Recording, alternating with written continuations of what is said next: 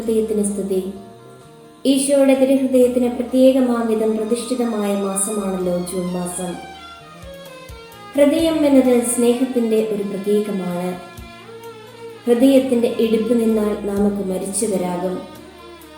തുടിക്കുന്ന ഹൃദയം ജീവന്റെ ഒരു പ്രതീകമാണ്.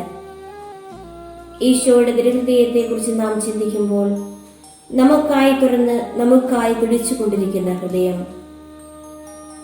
ഈ കൊറോണ രോഗത്തിന്റെ നാളുകളിൽ ദേവാലയങ്ങളൊക്കെ പൂട്ടിയിരിക്കാം, എന്നാൽ ഈശോയുടെ തിരുഹൃദയം നമുക്കായി കാത്തിരിക്കുന്നു.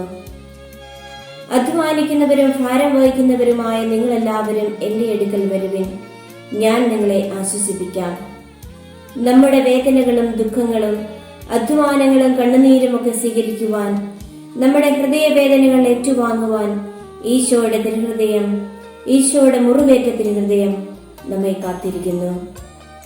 ഈശോയുടെ തിരുഹൃദയത്തിലേക്ക് നമ്മുടെ ജീവിതങ്ങളെ, നമ്മുടെ ദുഃഖങ്ങളെ, ആകുലതകളിലേക്ക് നമുക്ക് ചേർത്ത് വെക്കാം. ആ തിരുഹൃദയം അനുനിമിഷവും നമ്മെ അനുഗ്രഹിക്കട്ടെ. എല്ലാം മറന്നു